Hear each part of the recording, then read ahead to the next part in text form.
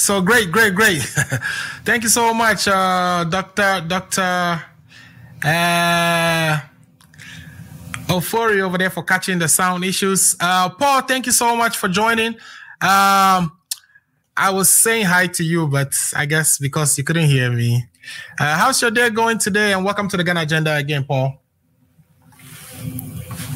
I think you're on mute still, Paul. Thank you very much, Alfred. My day has been very okay. It is raining here. Okay. It's very, cold here. The weather has just started. The fall season has just started, and we are trying to, get ourselves adopted to the new season. Right. I think that has also affected your voice a little bit. Yes. All right. So, Paul, we are waiting for Efa and the rest of the team to join. But the topics I've tabled today, one of which is very important to Efa because he keep pushing that we talked about that, which is Sipton company that took us for a judgment debt, which, the Bank of Ghana actually won against them. They were going for, I think, $498 million or so. Yes. But judgment was rendered in favor of the Bank of Ghana. And so we dodged that bullet, so to speak. I'm interested in seeing what Efa has to say about that. The other thing I want us to talk about is the unemployment situation in Ghana. We saw videos recently of, oh my God, I'm still watching the Manchester United game. So please don't be so mad when I look away. But we just got a third goal today. I'm so happy about that because we've not been winning lately and it's been a problem. We were trying to sack the manager and all that. But anyway, so Paul, the second thing is the unemployment. We've seen the videos going around of people trying to join the immigration service, and it's pathetic. It almost sounds like we don't give unemployment as much attention as we give to other things. Like, for instance, when COVID came, we gave it so much attention. But I think unemployment is actually really, really bad. And the other thing I wanted to talk about, or I wanted us to discuss, is revenue mobilization in Ghana. Anytime Ghana miss about 1% of GDP forecast, so we say, for instance, that GDP is forecasted to be 7% this year. Anytime we mix it and we make about 6%, it causes us to borrow a lot. So majority of our debt problem, or a significant portion of our borrowing, is dependent on the fact that we are not able to, one, meet our our GDP forecast sometimes, but also because we are not able to mobilize revenue domestically. One of the SDGs, which is the Sustainable Development Programs, Agenda 17, on that one specifically states that countries should improve their domestic revenue mobilization, which pretty much means taxes, how they collect taxes, etc., plugging all the leakages. We have a lot of problem with that. So I want us to talk about that and why the need, or why it is important that we fix that now. And then the last thing I want us to talk about, which I know I want you to address a lot more, or be able to kind of tell us more on, is the issue of NDC and the Electoral Commission. So the NDC seem to have a lot of distrust with this current Electoral Commission. There seems to be a sort of bad relationship between the NDC and the current Electoral Commission. The NDC always accuses the Electoral Commission of, for instance, the recent one we've heard was the 1 million extra ballots that were printed. We've also heard about them issuing the coalition, or the pink sheet, which is the election result, the sheet on which the election result is captured, has some fields missing, field which were meant to capture the number of people who verified through the biometric system, etc., etc. So all these are issues that I want us to address today, and I would like especially to hear from you on that. We are also joined by future honorable, my brother, Daniel Nana Yao Asariamponsa, who also is part of the communication team of the MPP. Welcome to the Ghana Agenda, Daniel. How are you today?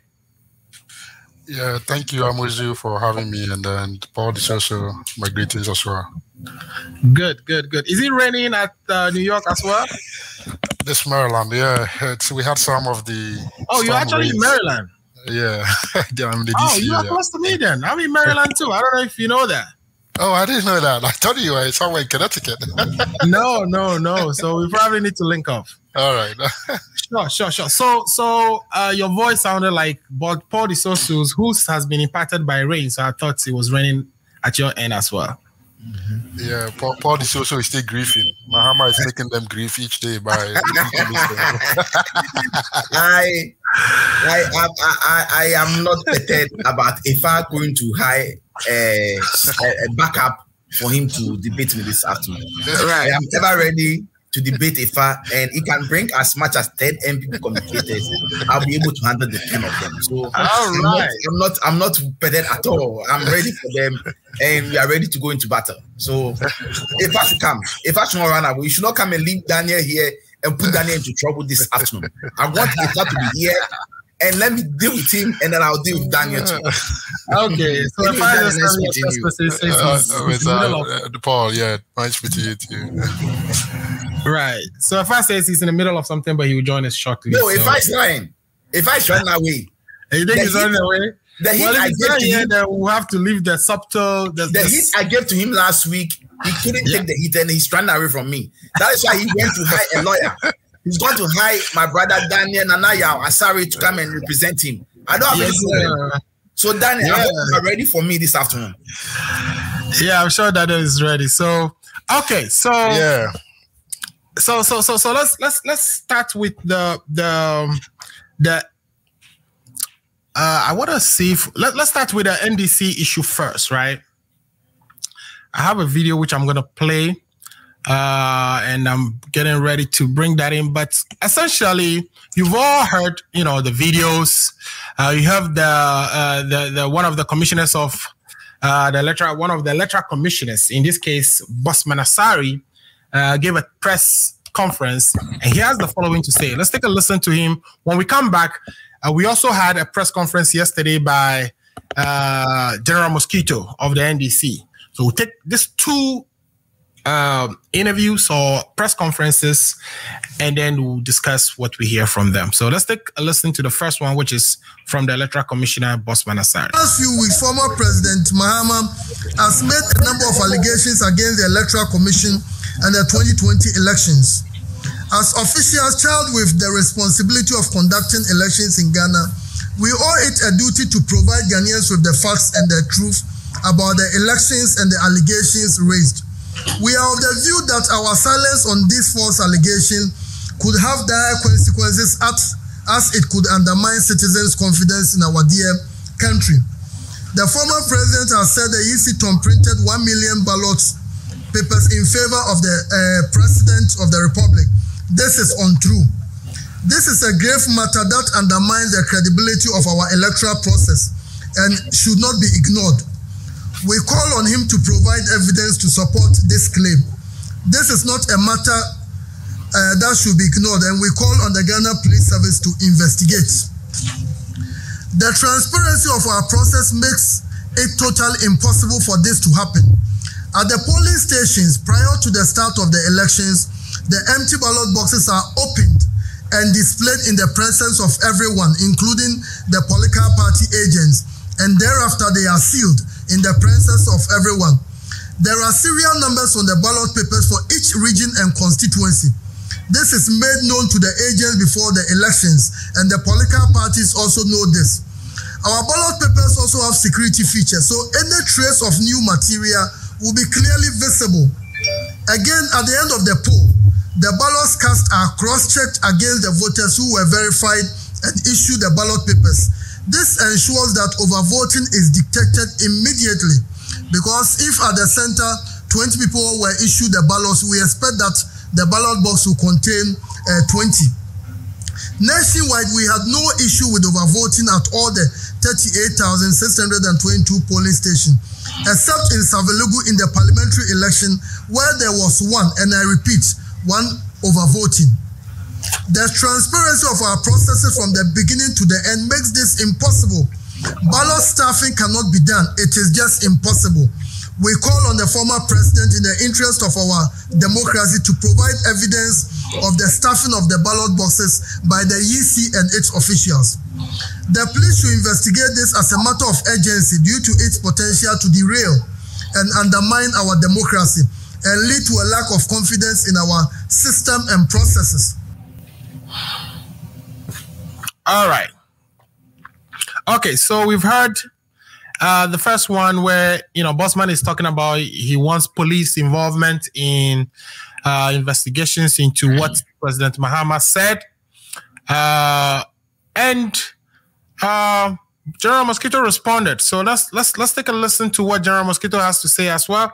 Bossman is saying in our system, it's hard to actually stuff ballot boxes, but the NDC disagrees. So let's see what General has to say. November 2020, the waste material for InnoLink printing press were destroyed under the supervision of the EC and security agencies in the presence of party agents who duly signed the certificate of disposal, dated 20th of November 2020. Subsequently, the plates with which the printing is done were also destroyed on 25th November 2020, and representatives of EC, InnoLink, political parties, and the security agencies duly signed the certificate of disposal and were given copies. It stands to reason that by that date, all waste material had been destroyed. However, when the printed ballots at InnoLink were transported to Ashanti region on 22nd of November 2020, it was discovered that there was a problem with the ballots of Afija Kwabre South constituency, and therefore the ballot booklets were returned for reprinting. Afija Kwabre, I want to believe, is the constituency for the National Security Minister. I believe so. Upon their return to InnoLink printing press on 25th November, our agents went there to supervise the reprinting of the ballot papers of the said constituency and discovered, to their dismay, boxes of ballot papers concealed in one of the offices.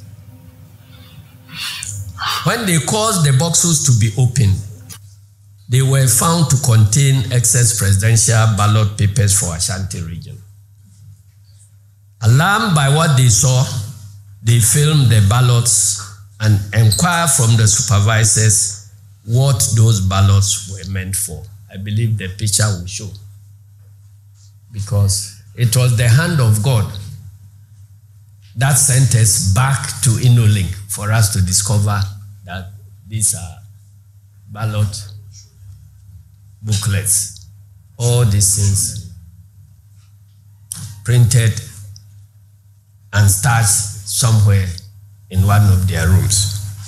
When confronted, the supervisors at InnoLink gave all manner of incoherent answers. One claimed that it was backup. All right, so that it's what the general has to say about this issue. He's saying, they had printed everything, signed off, but then they went back and found that InnoLink, the company who was contracted to print our ballot papers, had printed a lot more papers stuffed in boxes in a room, which they discovered, and upon questioning them, the explanations were that they were backups for the Ashanti region, and second explanation was that it was for when there is a runoff, and the ones they saw are strictly presidential ballots. Let me go to Paul first. Paul, you are in the NDC. What do you know about this thing, and why is this thing coming at this time? I think this should have been one of the first things. This alarm should have been raised way earlier in the process. Even before we go to court, there should be police involved. Immediately you see extra ballots being printed, police should be called immediately. This is not a matter of you just make a video and move on. Thank you very much, Mr. Muzo. And I think, the evil that men do will always hunt them for them to be talking at the left side of their mouth. And that is exactly what is happening to Bossman Asare, the incompetent and MPP, patron of TESCON, who we all know when he was in the University of Ghana as a lecturer. He was the MPP wing branch on campus. He was their patron. Right. We all know Bossman Asare to be an MPP person. You see, His Excellency John Dramani Mahama, Ghanaians should thank their stars for having such a person as the candidate who stood by this super incompetent president. Alfred, right. What are the facts? Bossman Asare went and set his own questions and provided answers which were even wrong. He set his own question, and in trying to provide answers, the answers even he gave were all wrong. Right. His Excellency John Dramani Mahama has never stated anywhere that there was 1 million ton printed ballot. He said, we discovered 1 million printed ballot. There's a difference between ton printed and 1 million printed ballot. Okay. It's a fact. And the videos are there. Joy FM videos captured this 1 million ballot when it was discovered. Okay. When this was discovered, both national security, the police commander in Ashanti region, the BNI by then operative, and all political party involved came into an agreement. And these ballot papers were burnt in the presence of everybody. That's a fact, which Joy FM has the video. Number two, Bossman Asare, as inept as he is, he tried to throw dust into the eyes of the public once again by making assertion that there was no overvoting anywhere except in Noah Virgo's constituency, which is a lie. Alfred, we all have the Supreme Court ruling. And in that Supreme Court ruling, it was stated clearly that 5,000 pardon votes is not sufficient for them to ask for re-election. So is Bossman Asare speaking different story from the judgment that the Supreme Court gave? That is why I am saying that the evil that men do will always hunt them, and they will always be committing mistake and be talking at the left side of their mouth. I am here this afternoon to let my brothers and Ghanaians know that Mahama is a peace-loving person. Things happened before the election. And what are the case? And let me emphasize and analyze what happened. Alfred, per the Electoral Commission and IPAC, per agreement of all parties, as soon as there is going to be printing of ballot papers, every political party who has been given the green light to be part of election is supposed to send an agent to the printing house. Right. And when this printing starts, it continues until the process ends. So therefore, every political party brings people 8-hour shift. And let me also state on record that anytime we are doing the printing, when you take example, let's take Ododo constituency, for example. If the voter population there is 10,000, they print 5% extra. Right. Why do we do that? We do that 5% extra because of, ballot paper that will be destroyed maybe before they cast the vote and all. So we do that 5% extra. In this instance, the 2020 election, they agreed on which company is going to print the ballot paper, and that is InnoLink. We sent our agents to InnoLink to supervise the process. Right. The process was supervised. As on the 20th of November, they finished printing all the constituencies together with the 5% to every constituency. So let's take, if the total number of constituency and the vote that they are supposed to, the voters number is maybe 7 million, you strike 5% of 7 million and you print in addition to the total vote. Right. After that, there is something they call the disposable processes, where because of the printing, the excesses, those ones that did not print, whether they took out and all those stuff, after I finished banding, putting them in the booklet form, all those ones come together and they destroy them. And it's on record that on the 20th of November, such materials were destroyed. Right. In the presence of national security, BNI, the police administration, and the EC, including all political parties. Right. Alfred, let me also educate our listeners over here. To print the ballot paper, you have to do a plate whereby they emboss the people's picture and party symbols on it. Right.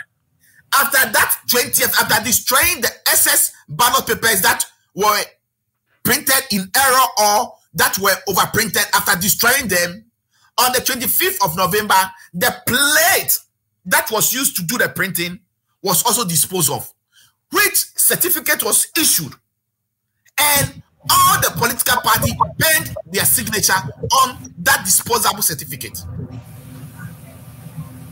Now, after they distributed the ballot papers to the various constituency, when it got to Ifija Kwabrem constituency, they noticed that the ballot printing, there was error, disposable error, transposition error, whereby a symbol of the NDC went to that of NPP, and so they have to come back.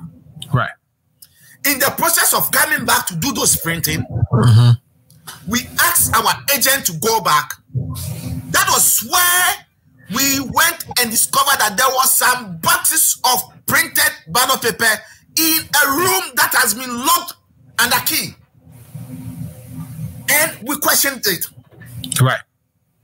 The BNI was called, the police was called, the national security were called, all the political parties were called. The explanation that the InnoLink people gave was that it was done for excess, so that, if ballot was shot in any area, it will be sent to them for them to be able to vote. Right. And our agent questioned that and said, no, when the printing was done, we did a provision for the 5% extra. Right. So it cannot be it. They changed their story.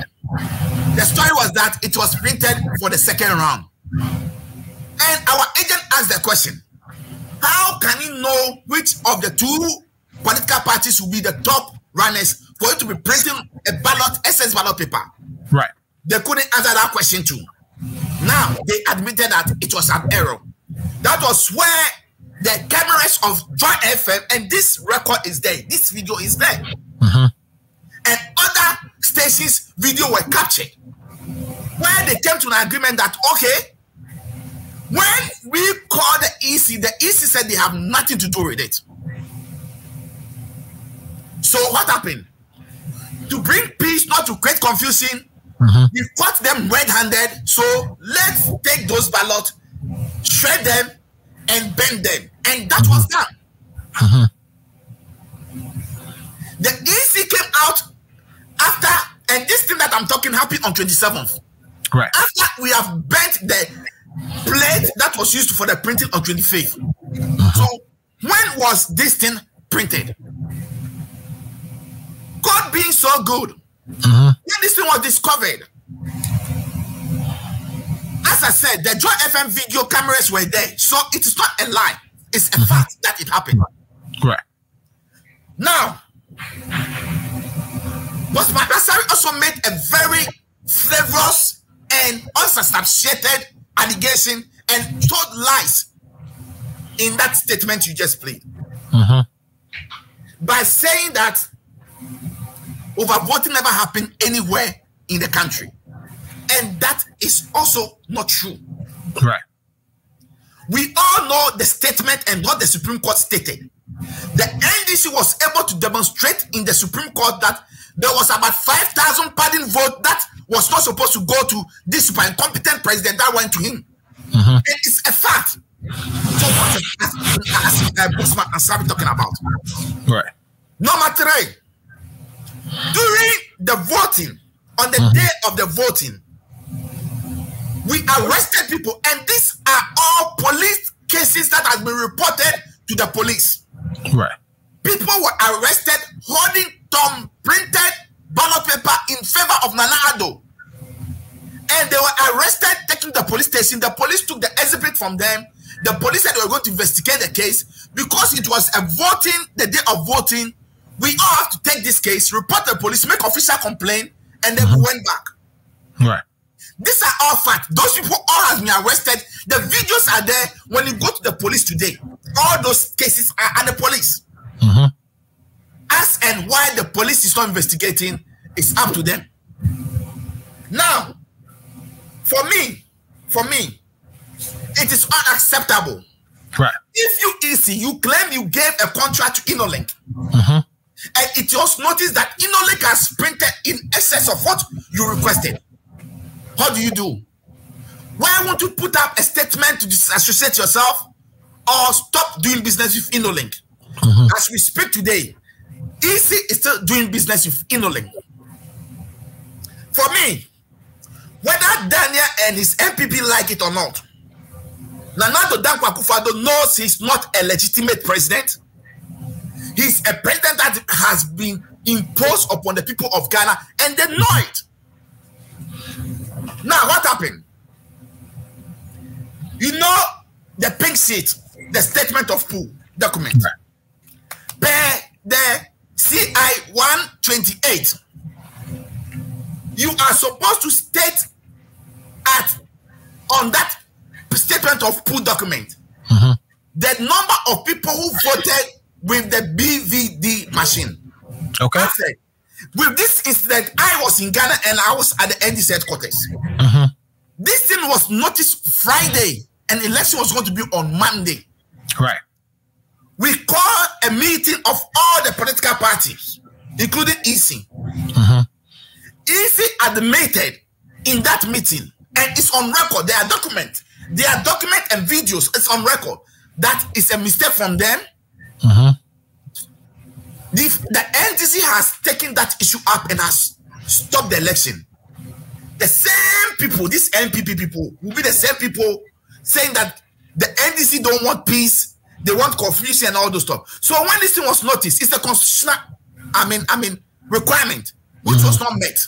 Right. The EC pleaded that they are going to give stamps, or they are going to send stamps to all the various police stations so that they will stamp at the back of the statement of pool, and they will record those informations over there. Peaceful as our leader is, our leader said, okay, let's give them the benefit of the doubt. We allowed this to go.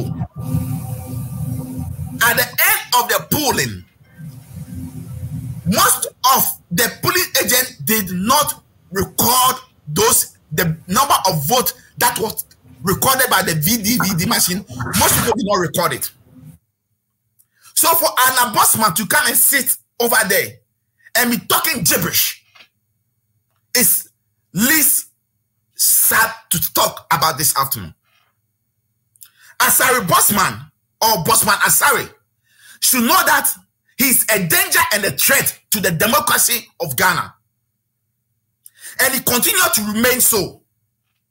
Look, Mr. Amuzu, I have made up my mind that, or we the entities have made up our mind that there are certain things that we will let it go. But we are going to set the record straight. And I'm not going to sit here and just leave the blame only on the super incompetent EC that connived with the incompetent MPP administration. The blame goes to the Supreme Court. These are some of the questions that we were supposed to cross-check or cross-examine the EC chairman on. They knew what was coming. That is why the Supreme Court judges connive with the EC and the president and the NPP to refuse the EC boss to mount the witness box. So for Bossman Asare to come and stand and be throwing dust, setting his own questions and be answering them is the least that we should take it. Ghanaians should not take him serious. Bossman Asare and his boss are a threat to Ghana's democracy. Alfred, don't forget that the security document that just came out, it is stated in that security document clearly that Ghanaians have lost confidence in the EC. And the only way we can hold election in Ghana, and we've all admitted that we are going to move or be a democratic country, is the ballot. Right. Okay. But if the EC is not doing the right things for the public, the common people, the Ghanaian common people, to have trust in them is the least that, or something that we should all be concerned about. Oh. Now, Alfred, before I give I hot for Daniel to take over. Bossman Asare has also made an infactual statement also, saying that this election was the best election ever in the history of Ghana, which is a lie. This is the only election that we have 8 people losing their lives. And he was there making, excuse my language. But he's saying that because... he was there making, excuse my language, foolish statement, saying that they were not in charge of security. Right. If they were not in charge of the security, who was in charge of security? Right. Who held the election? And at whose offices was the election held? And if you go to a police station, let me tell you, Alfred, this afternoon, I had a chance to be at the Clote Kole constituency. That was where I was deployed. And I have to go and make sure that an EC returning officer was changed because I knew him to be an MPP person and he was misbehaving. So I have to call the attention of the constituency electoral commission officer that was assigned. And I ensure that he was changed. So for Bossman Asare to come and not taking responsibility about the 8 people who lost their life is sad, the least we have to talk about. Well, viewers, we apologize for the use of the word foolish. No, I apologize for that. But I mean, it's annoying for him to come and state that they are not, or security is not their business. Right. I am saying that this current EC made up of Bossman Asare and Jen Mensah are a threat to our democracy. Okay. This is the time that the NDC is calling for all stakeholders. The Christian Council, the Muslim Council, the CSOs, all that are involved. We should get them to the table and let them know their mistakes and they should repent. Because 2024 is going to be a do or die affair. All right. We will not allow this injustice. We will not allow this unfair treatment that was given to us to go on. Right. And to end on this note, Alfred, I am also saying that the Bossman Asare and Jen Mensah administration is the most corrupt administration ever we've had in the EC office. And why am I saying so? He made infatual claim that this election is the election that they have used the least amount of money, and that is also a big lie. Right. There are documents to show that this is the most expensive election ever held. Right. So you see, if Bossman Asare come and look at our face and try to lie and try to misinform us, it is unacceptable. Okay. It is time, and I believe, Daniel, we should all be Democrat. We should be, truthful and speak truth to power. All right. So on that note, let's see if Daniel will speak truth to power. Daniel, the allegation is this is definitely not the best elections we've had. Of course, we've had elections in the country where, everything went smoothly. Nobody lost their life. But in this particular one, we had about 8 people losing their lives. We know the issues that happened at what is the name of this place that is still under in court? Techiman and etc. But it seems that the Electoral Commission is on a campaign of image salvation. They're trying to salvage their image. When the Electoral Commissioner appeared in front of the ECOWAS Parliament, she made the same claims that this is the best elections we've had. And now they actually are calling for police investigation. What is your view on this? Before that I take over, 1 minute. Let me also put on record that this is the only election that was held. Right. That some people who are Ghanaians who pay taxes were not allowed to vote. Let me also put that the South, Norway, Jessica,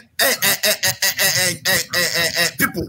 The Central Coffee, were not allowed. Yeah, no, we're not allowed to be part of it. Right. And this election, you call it the most, transparent and the most, I don't know even how to use. It's a shame. Right. Also, let me also put on record that we, the NDC, all this are rated out here. We made a police report. The police have the report. Right. We ourselves have taken an initiative to launch an official complaint. And we are hoping that this new IGP, who is determined not to favor anybody, who is determined to whip or to crack the whip and make sure they bring order into the system, will look into these cases and let's get all the corporates. Let's find out in InnoLink who ordered the over 1 million printing of that papers. All those people who were arrested on election day and were handed over to police. Let's get all those people. Let's question them, and then we'll see who's saying the truth. Okay. So I believe the police action or whatever police would do in this particular situation will solve or would help to a greater extent. Are you also of the view, Daniel, that this is the best election we've ever had? Yeah, thank you, Amuzu, and thanks for this also for that lengthy narration. Sometimes I think that our friends in the NDC, I don't know. Can you come up a little bit or bring your, like, if you can bring your laptop towards you a little bit so that you can come up. There you go. All right. There you go. All right.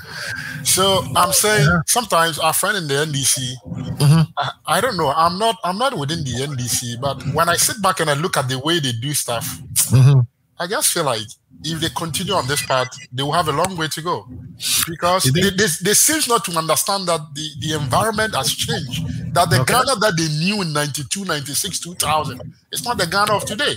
So sometimes when they throw these things out there, I'm like, what are they trying to achieve? Thinking that all of a sudden people will go back and sympathize with those issues and that will change the landscape in their favor. I'm afraid they can decide to waste the energy on what they feel is good for them. But I don't see how that is going to help them, achieve anything going forward. But let me come to the specific issues. Okay. NDC talking about which election is best election in Ghana, that because we went into an election and, 8 people died, that because even if there's one death, we know it's not good. But why is it that all the time when the NDC reference that, they only tell us that 8 people were dead? They don't tell us what led to the death. Right. You think that if we have to go in there and sympathize with those people, we don't need to understand the root cause of why that happened? We should just go and start arresting security forces and say, hey. So in your view, what are the root causes? What do you say? I'll come to that. That is the dishonesty and the integrity of the communication that the NDC brings to the public. That don't make people take them serious. And this is a consistent feature of NDC communication. From the days of propaganda, when there's an issue, if you want reasonable or if you want that standard of care to be shown to you, you have to come to the table with the facts and with integrity in communication. You don't come giving us a narrative that suits your propaganda and emotional campaigning or propaganda gimmick, and think that reasonable people who are supposed to be the voices of society will come and just say, oh, because NDC said it, that is it.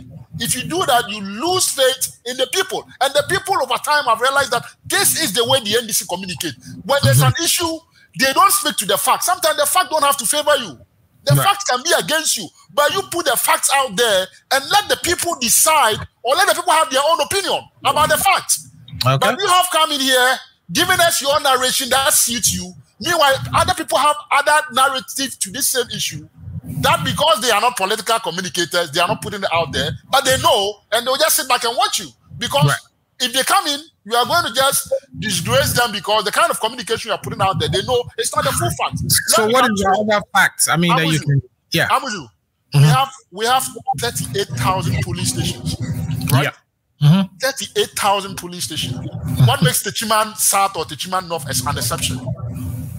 And even the issue that led to the death of the people, you know, that was not the presidential results that we are talking about. That was a parliamentary candidate that was disputing an election result.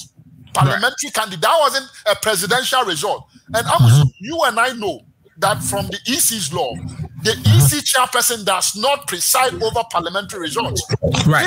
In law, he is the presiding officer for presidential results. He's the returning officer for the presidential, correct? Right. Parliamentary results is determined at that local level by the presiding officer at that local level.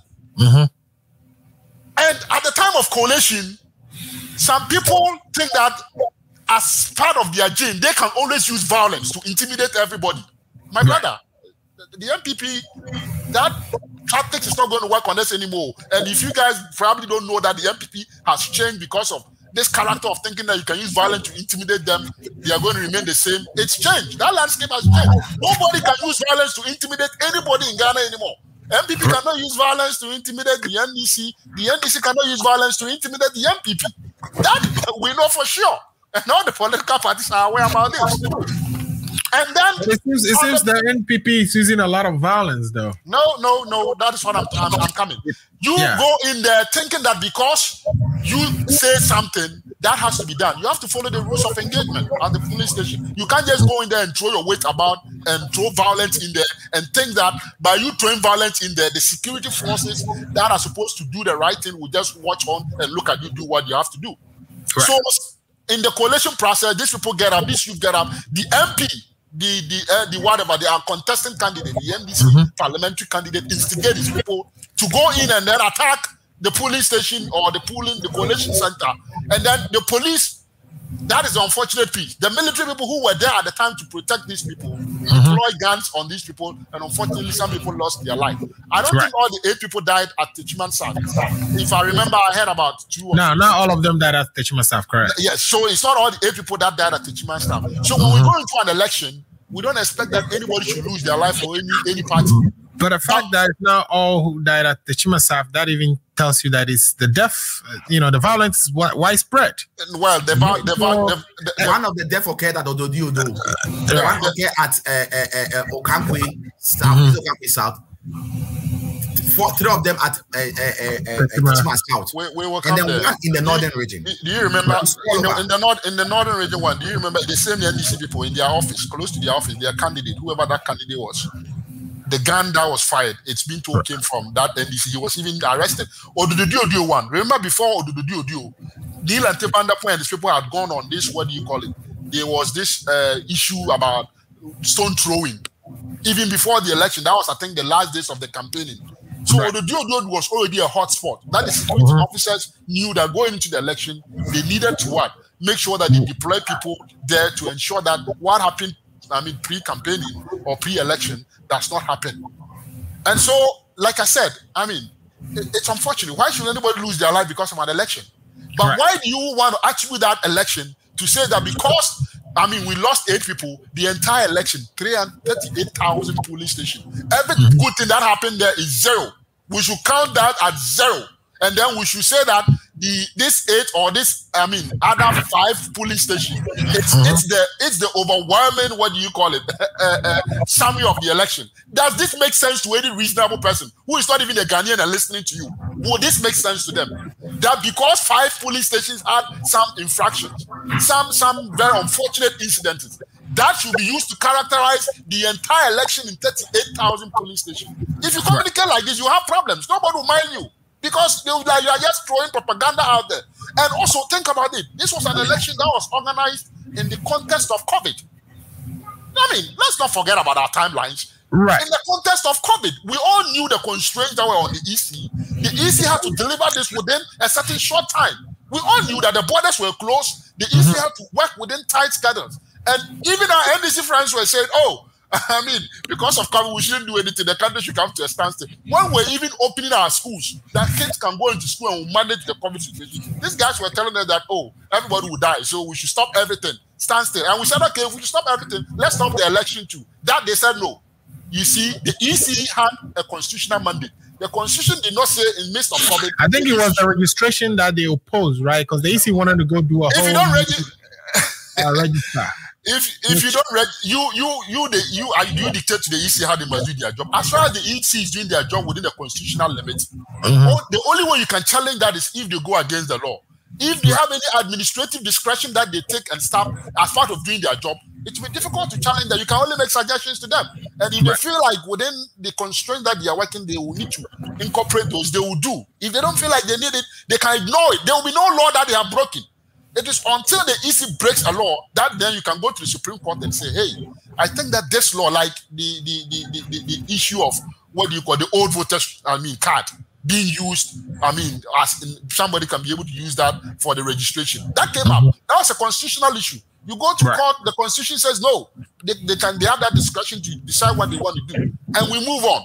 But to tell me that this election was the worst election in our history, I'll say that is a joke. Even the independent observers that are not Ghanaians. Which one would you say will be the worst election in our history, if not this one? If the NDC can live with 92 and live with 96 and say think that 2016 and 2020 was worse, and even they can live with 2012 and be happy, and tell me that 2016 and 2020 were worst elections. 2012 was when we actually went on what?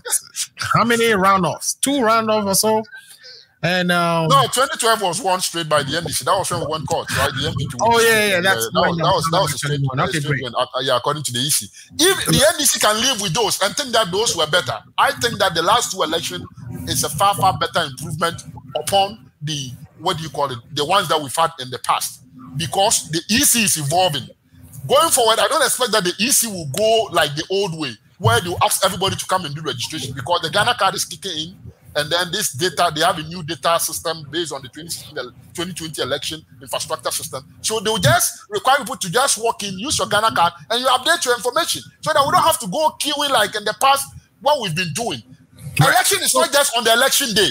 It is all the processes that leads to the final election day. The final election day is just to actualize everything that you've been planning prior to that election day. So you cannot just use the election day event as your only yardstick to judge any election. That doesn't happen anywhere. The international observers don't do that. They look at the broad spectrum of the processes that led to the election day itself. Yes, election day, there could be issues, 1, 2, or 10. But you cannot use that as your overall basis to say that the entire election was. Nobody who is reasonable will come and agree with you. And that is why the NDC is not getting traction. Because on the issue of the extra ballots and the fact that, a space was not made on the pink sheet to record the number of verified voters at the polling stations. What do you say to that? Yeah, like I said, what is it? He himself, based on his narration, you see, when the NDC think that they know how to communicate to Ghanaians, I think Bosman has achieved what he wanted to achieve. Now you are here explaining Bosman's statement, saying that Mahama did not say what he said. But we all know how NDC communicates. When there's an issue, they will communicate in a certain way that if you are not sophisticated, you might think that the NDC is telling you the truth. Now Bosman has come to also explain it the other way around, and you are now saying Mahama what was Mahama intending to communicate when he made that statement?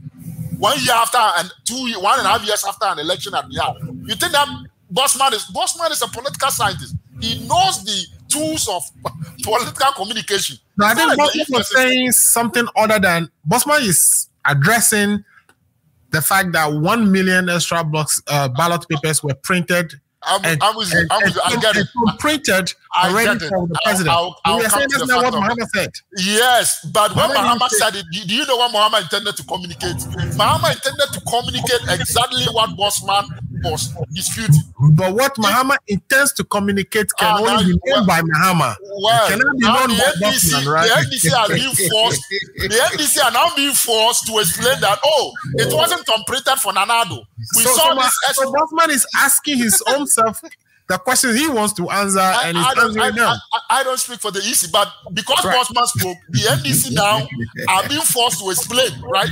So based on the explanation, the Ghanaian public have come to realize that, so it wasn't as if the EC printed any ballot boxes and they gave the vote to Nanado. So now the Ghanaians have become, so Bosman too has achieved his aim by kind of trying to salvage the image of the EC, because now the NDC themselves are explaining what Mahama said. So Mahama did not say what Bosman said. Okay, now we now hear, which means that Mahama lost the election. You yourself said that those extra bonds was destroyed at the time the EC was involved. The police, you've narrated all this. So what is the issue? Why are you reminding us and making it look as if somebody printed 1 million and just gave it to Akufo-Addo? Meanwhile, our election processes and the controls will not even allow for that. Because you had police agents, you had all these processes going on, and there were people who observed it. Why do you want to create the impression that Akufo-Addo won because EC gave them 1 million ballot for free? That was the impression the NDC was trying to carry. Now it has come back to hit them. And I think Bosman probably knew the strategy. And by hitting them this way, they are now explaining Mahama's position. And I'm glad that we are sitting and we are listening. Now we know what the true story is. And like I said, prior to the election, this incident came up. Some of us, we followed it. The police followed it. The issue died. Do you think that the NDC, the way you know the NDC, will sit down for anybody to print extra ballot and cheat them in an election? NDC is acting as if they are CPP or they are Pakosi News Party. Right. This is the NDC for you. They will never allow for any such thing to happen. They are just playing to their base because they see that they will have to go to an election, and some of these officers, they will have to see the election in their party.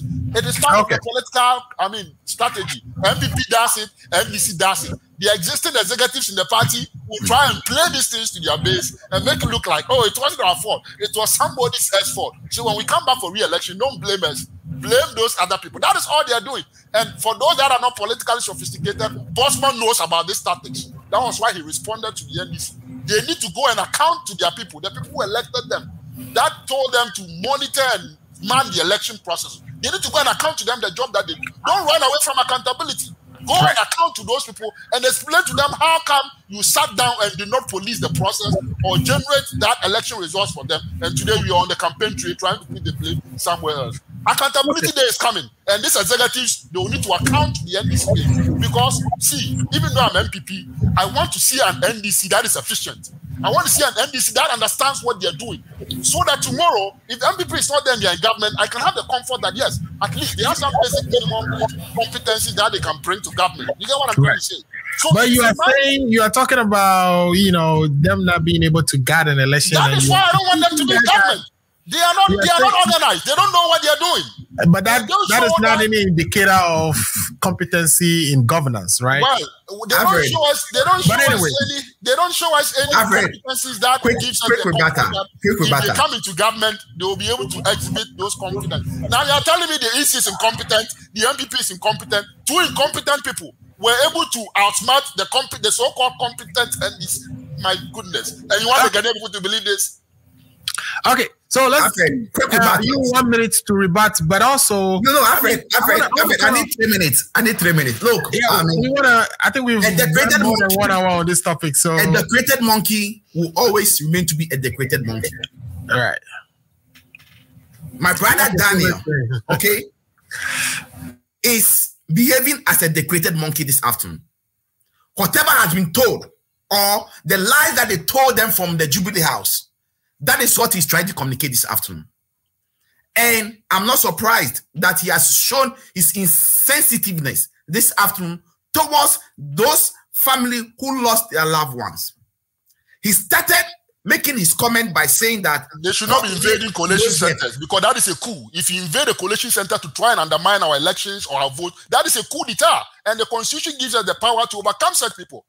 Why should I go and vote and somebody think that is so sensible than all of us trying to invade the votes that have been cast? The majority of the people who went out there to vote, you think their vote don't matter? They were not invading a polling. I don't think you know what happened at the Chiman Sam. I saw the video. I saw the video at the collation center where these people were. It's a collation center, which is different from polling center. Right, the collation center, where these people were trying to attack the officials. It is not true. Well, I saw the video. Stop being insensitive this afternoon to those who love their loved one. Those who invaded the police station were being insensitive to us. assuming your relative, one of your relation. My relative will not go and invade the police station. That is not his job to do. Like where you are talking this afternoon. No, we have to tell you guys the truth. You are saying that you don't have any respect for the common people down here. You are just here this afternoon to do the political bidding of your party, and Nana is going around renting private jet for 80,000, and he's riding in the private jet with his girlfriend.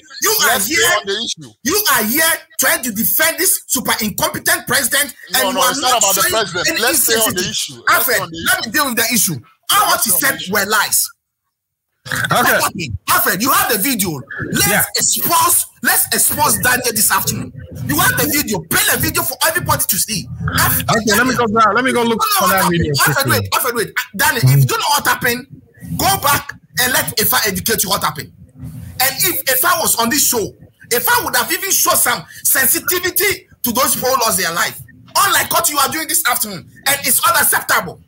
I am saying that condemn the people for invading the collection center. That is not democratic. That is against the very will of people that the voters never invaded the collection center. And so the security was just following. Can you play the video? Alfred, can you please play the video? Men were just following. This gentleman is so insensitive to the family of the people who lost their loved one this afternoon. And I'm not surprised that he's doing the same thing, because the super incompetent president, as we speak, has not even taken a telephone to call those families and send his sympathy to them. Why should the president encourage the this afternoon? Alfred, NDC on the show.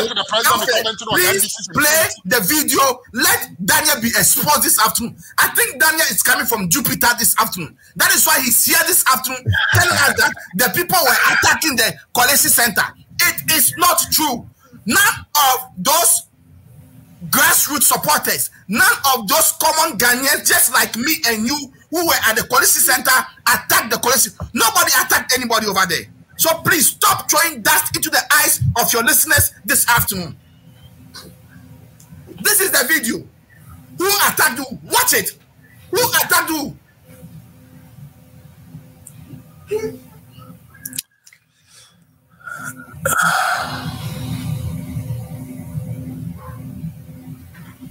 Are you done? This is unfortunate. I'm so disappointed in Daniel this afternoon for not showing sensitivity this afternoon on those people who lost their families. Alfred, you're on mute. Because you don't want to hear the hard truth. And I'm telling you the hard truth. So you know what happened? Just watch. Yeah, so we see some struggling over there. What was that? Alfred, you see the MP? That was the NDC Alfred, MP. That was the NDC MP attacking the officer. Nobody attacked announcing the result. Nobody attacked anybody. Why was he being held? Why was he being held by the security officers? He was held by the security officer because the electoral committee, the EC official is not or did not do the right thing, and he's protesting. If somebody does not do the right thing, protesting. Is that how to protest? Who attacked who here? Who attacked who here? Look at, there's a barricade over there. Who attacked who here? Because he was on radio in Tehran asking the people to mass up at the college. You see how the people came up and they were angry. Fed them wrong information and fed them misinformation.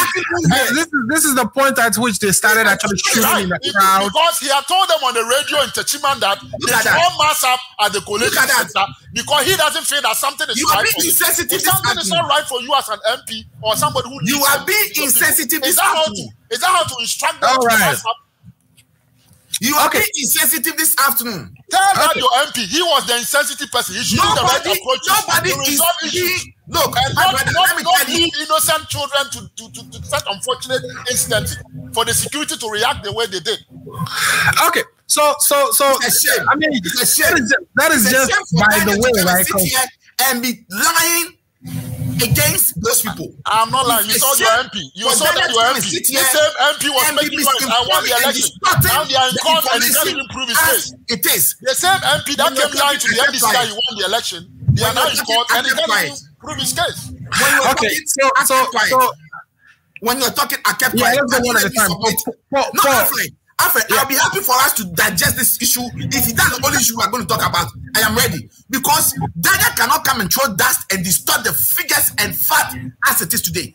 As we speak, the video that you showed, okay? The soldiers were standing at one side. the people were standing at the other side. There was a barricade over there. Right. And they were chanting and they were shouting. To the soldiers to come down in the first place. Tell them, let him finish. Let him tell us, why did the soldiers come? Why did all the police and the soldiers come to that scene? Why? Tell the Ghanaian people that first. Don't just say the soldiers were soldiers didn't just come there for coming there. Okay, so if you ask Efa, he will tell you, I'm a professional heckler. I can heckle you the rest of the program. I'm a pro in that. No, let's not do that. No, I just want to let him know that I'm a pro in heckling. So if you want to bring that, I am going to be happy to meet you. I am saying this afternoon that when you are talking, I allow you to talk. So allow me to make my submission. I am saying that you are being insensitive this afternoon. You are distorting the fact as it is, and you are throwing dust into the eyes of the people who are watching and listening to us this afternoon. The fact is that those soldiers and policemen are your NPP vigilante people. They took over there to go and perform those acts. It's a fact. Right. That is why as we speak, when we are asking that the petition has been lodged at the human rights shrine, at human rights, and we are waiting. 2 of our MPs have lodged a petition at the human rights court to ask for investigation into the death. Right. The report will come out. But yes, I don't think it's necessary for the police. It is sad this afternoon for Daniel to be sitting in America, specifically in Maryland, and comfortably he knows what it is right or what is wrong. For him to sit here and be defending injustice that has been perpetrated on his fellow Ghanaians, and he's saying that the military have every right to shoot them. That is what he's telling us this afternoon. And we take it as the stand of the MPP. And I am not surprised because the super incompetent president, as we speak, as I'm speaking to you, has not made any effort even to reach out to those loved ones and sympathize with them. And it's the same insensitivity that Daniel is showing this afternoon. Mr. Paul, this also don't put words in my mouth. Right. I never said the military were right. I only told you that what happened there. Your narration. And Alfred, also to end on my rebuttal, my good friend Daniel never addressed any of the issue on board. He ran away from the issues. He never addressed any of the issues. And Daniel, if this is what Efa is teaching you, then go back to Efa and let Efa give you. This tactics cannot work with me because Efa know I am a pro when it comes to heckling. Paul, I know that. I will deal with the issue. I know it very well. Don't worry about that. Okay, thank you. Let's move on. Yeah, I'm with you. What I'm saying is that prior to the security people, prior to the video that you saw, there's something that happened. The NDC MP in Techiman had gone on local radio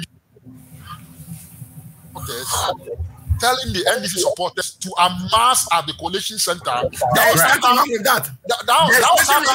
Well, that is what I'm telling you. Nothing wrong with that. Okay, Paul, don't heckle him. Let him finish. No, I'm not heckling him. There's nothing wrong with that. And had misfed the people with wrong information. And you are lying. Whatever you are saying is not true. Oh, well. I told you I'm a pro in heckling. You see? Yeah, that's fine. Don't do that, Paul. Okay, I'll let you go. I'll allow you to go. You're a gentleman. The people are watching you. I'll allow you to go. Yeah. I'm with you. Yes, sir. I never wish that we go into an election and anybody loses their life. That can never be right. Why do you lose your life for any politician? And in this case, not even the presidential result, a parliamentary result. Why should anybody lose their life for one parliamentarian? When we have 275 parliamentarians, tomorrow one child didn't vote. Did they stop the Parliament of Ghana from working? Right. Did you hear the people of Charles going out there and taking cutlasses, knives, and going to fight the EC and destroying the EC's office? Is that how to resolve a problem? So why should anybody? But see, that problem shouldn't be there to start with. That's the thing. I get it. I'll come there. Yeah. That problem should not be there to start with. But I'm with you. You know this is Ghana. And whenever we've had election, have we ever had election where in the field? No, this is our people. Our people from historical election, there are tendencies where people want to do things on their own. And each time the police and the military have strategized to, you see, when we have elections, it's a national security issue. It is not that EC doesn't deal with national security issue, but EC's conduct impacts national security implications. Right. When EC has an election, that is a big national security issue.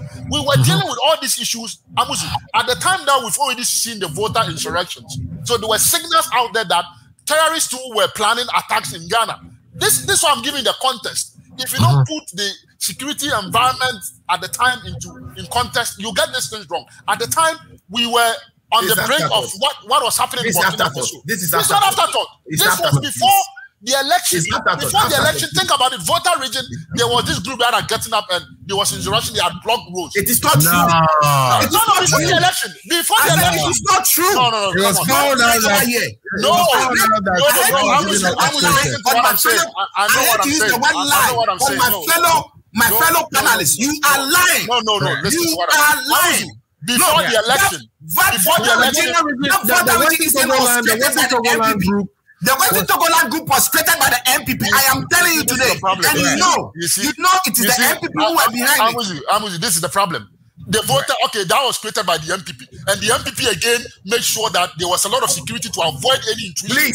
And now you are complaining. But the MPP the Western Togoland group, and now the MPP that was a propaganda to you guys used to suppress vote in the voter region. And you know, Daniel, Nanaya, Asari, as Apusa, you know that is a lie. So stop lying this. Okay, you are lying to us about this Western Togoland. Sit down. Let me finish. That is not even my main concern. I'm telling you that prior to the election, there were some security incidences. Don't even bring that Western Togoland issue here. That were giving the security agencies cause for reason to why they need to make sure that the election was well protected. That was a national security issue. And national security, they know a lot of things you judges also don't know. It was a lot of information that they gather that you judges also don't know. Right. There's a lot of things that you and I don't know, Amuzu. I am saying it was orchestrated by you, Daniel. That is what you want to say. Okay, guys, let's. So let me wrap up on the Techiman issue. This and then we move on. Yeah. Yes, the video that you just showed. You see that you could see a lot of security people at the pollution center. This was because somebody was instigating some people to come to the pollution center and cause mayhem, and therefore the security people reinforced security. You have a proof that he instigated them to come. I told you that your parliamentary candidate went on local radio station in Techiman telling the people to amass. That's what I'm telling you. You only saw a video. You think that if you take this video, it's full evidence. This video is not full evidence. There's a lot that happened before this video that you don't tell your people because Ghanaians were not. Anytime you're going to be on a show and you're going to meet me, get your facts right. It is not your fact. You are narrating. You are putting a different narrative. You understand? You are the one who is misinforming us this afternoon. I'm telling you what the actual narrative is. You are the one misinforming us this afternoon. Okay, guys, one after the other, so people can enjoy the show. To land on that issue, what I'm saying is that for anybody to lose their life in an election, it is not right. But you just defended it. No. You just said this a few minutes ago. You are changing to your insensitivity. You are changing your mouth. Don't take. You are changing your mouth right now. You are changing your point. He's trying to build a point. I haven't even finished, and this is the problem. Yeah. For anybody to lose their life in an election, that is not right. But Amuzu, if anybody, and I'm putting it here on record, if we go to the ballot. A police station to vote. All Ghanaians go out to vote, and somebody out of some whatever you call youthful exuberance or ignorance goes there and attack the votes of the people that have been cast and think that he has authority to undermine everybody's else vote. If such a person is shot, I don't have sympathy for such a person because the security will only be protecting the sanctity of the votes of the majority of the people. And our constitution gives us rights to protect this democracy. So one person cannot go to a coalition center and cause mayhem and think that he will go unattended to by the security. When that happens, that will not happen. That I will not sit here and support. I think when that happens, the police should arrest the person and process him through the legal system. But in the security, in the volatile security situation, you don't know what the police, what will happen. That's what you're talking about. But to say shoot them and that is fine. No, they shouldn't shoot them. But Amuzu, why did the police shoot? Why did the police or the military shoot? Okay, great. Let's so we should advise our supporters. Don't go out there and put your life under risk for any politician that misinforms you. Before we move on to the next topic, it is on record. that Daniel Nana, in Ghana, yeah, don't go and praise for a politician that misinforms you. That is not worth your life. Okay. Let's take a before you move forward, let's put the record that Daniel Nana Aponsa Asare this afternoon has stated on your show that it is okay for people to be shot and killed if they misbehave in the police. Let it be on the record. Let it be on record. That's all I'm saying. That if you try to overthrow this constitution, we should stand up and defend it. Those people are trying to overthrow our votes, and therefore somebody has to defend us. Okay, let's take a quick break on that note, and then when we come back, we will jump into the unemployment issues in Ghana and see what we can do about that. We'll be right back.